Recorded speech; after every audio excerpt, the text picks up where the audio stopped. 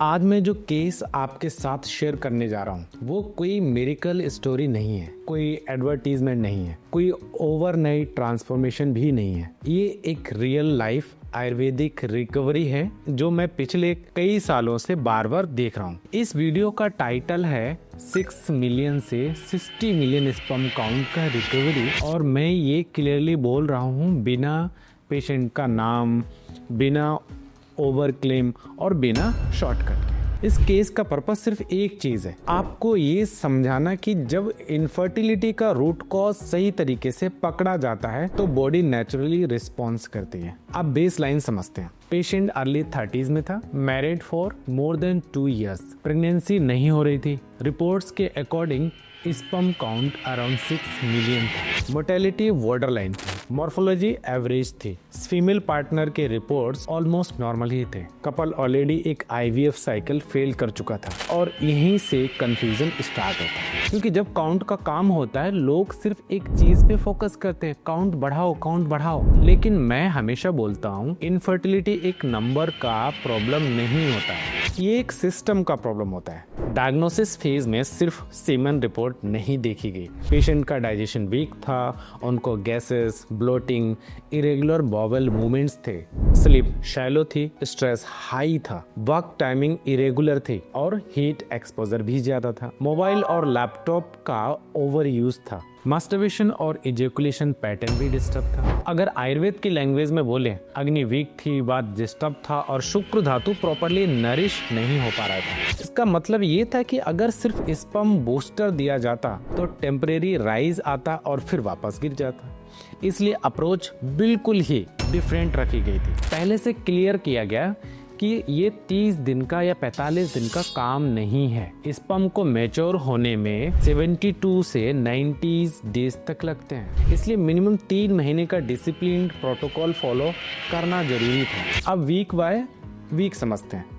पहले और दूसरा वीक सिर्फ बॉडी को प्रिपेयर करने के लिए था, जिसमें हमने उनको digestive correction, sleep timing fix करना, लेट नाइट फोन यूजेस करना बंद करवाया, टी कॉफी में लिमिट की, हेवी जंक फूड बंद किया, लाइट वार्म और इजीली डाइजेस्टेबल डाइट प्लान दिया। इस फेज में गोल स्पर्म बढ़ाना था ही नहीं, गोल था एनवायरमेंट क्लीन करना जिसमें स्पर्म बनेगा। 3rd और 4th वीक में पेशेंट ने एक चीज नोटिस की, एनर्जी बेटर होने लग गई धीरे धीरे करके। मॉर्निंग जो फ्रेशनेस होती है वो इम्प्रूव होने लग गई, गैसेस, ब्लोटिंग धीरे धीरे कम होने लग गया, स्लीप थोड़ी डीप होने लगी।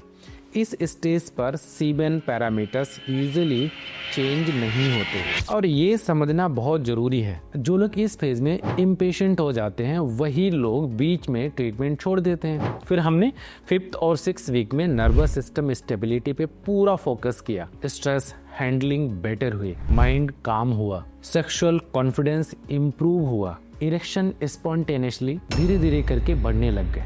और ये साइन होता है वात बैलेंस हो रहा है आयुर्वेद के अकॉर्डिंग। 7th और 8th वीक में हमने देखा एक्चुअल सेलुलर लेवल पे चेंजेस स्टार्ट होने लगे। Sperm production cycle mind phase में, मिड फेज में होते हैं। इस टाइम पे इजैकुलेशन फ्रीक्वेंसी कंट्रोल रखी गई, हीट एक्सपोजर स्ट्रिक्टली अवॉइड किया गया, लाइफस्टाइल डिसिप्लिन यही मैक्सिमम इम्पोर्टेंट होता है। और फिर 9th से 10th वीक में स्टेमिना और लिबिडो नेचुरल तरीके से स्टेबल होने लगी। No artificial stimulation, no harmful abstinence, balanced routine, body एक रिदम में अब आ चुकी थी। और फिर 11th और 12th वीक के एंड पर रिपीट सीमन एनालिसिस किया गया और यहीं पर वो रिजल्ट आ गया जिसके लिए ये वीडियो बनाया है। स्पर्म काउंट अराउंड 60 मिलियन देखने को मिला।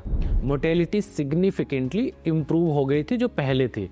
मॉर्फोलॉजी फंक्शनल रेंज में आ गई। लेकिन मैं यहाँ पे एक बहुत इंपॉर्टेंट बात बोलना चाहता हूँ, ये सिर्फ नंबर का जंप नहीं था, इससे पेशेंट का कॉन्फिडेंस वापस आ गया, फियर खत्म हुआ और गिल्ट खत्म हुआ। और जब बॉडी और माइंड दोनों ही अलाइन होते हैं तब फर्टिलिटी नेचुरली एक्टिवेट होती है।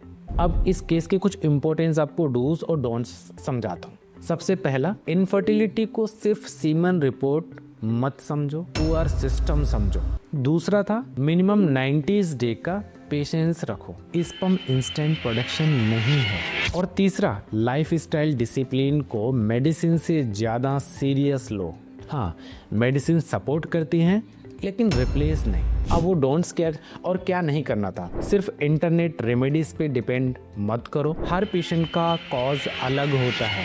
दूसरा, ओवर मास्टरबेशन या एक्सट्रीम सीमेन रिटेंशन, ये दोनों ही गलत हैं, तो बैलेंस करना ही आपका फाइनल सॉल्यूशन होता है। तीसरा, महीने टेस्ट कराकर पैनिक मत करो। स्ट्रेस स्पर्म का सबसे बड़ा दुश्मन होता है और इस केस का सबसे बड़ा लेसन क्या है? लो स्पर्म काउंट का मतलब ये नहीं है कि आप फादर नहीं बन सकते हो, इसका मतलब ये है कि आपका अप्रोच गलत डायरेक्शन में था। इसलिए समदोष आयुर्वेद में हम इसी वजह से पर्सनलाइज्ड ट्रीटमेंट करते हैं। हम सिर्फ स्पर्म काउंट बढ़ाने पे ध्यान नहीं देते, हम अग्नि सुधारते हैं, वात बैलेंस करते हैं और शुक्र धातु को नेचुरली नरिश करते हैं। और इसी अप्रोच के थ्रू मैंने और मेरी टीम ने 45,000 से ज़्यादा पेशेंट सक्सेसफुली ट्रीट किए हैं। अगर आप भी low sperm count, IVF failure या अनएक्सप्लेन्ड इनफर्टिलिटी फेस कर रहे हो तो सिर्फ नंबर के पीछे मत भागो, रूट कॉज को एक्चुअली पकड़ो, सिस्टम ठीक करो। तो मैं हूँ doctor Ranjit Singh, founder of Samdosh Ayurveda, male reproductive और बाजीकर स्पेशलिस्ट। अगर आप हमारे यहाँ कंसल्ट करना चाहते हो तो कमेंट में लिखो कंसल्ट या डायरेक्टली क्लिनिक से कांटेक्ट करो। इस वीडियो को शेयर करो, क्योंकि हो सकता है एक कपल को ये समझ आ जाए कि उनकी प्रॉब्लम का सॉल्यूशन अभी बाकी है।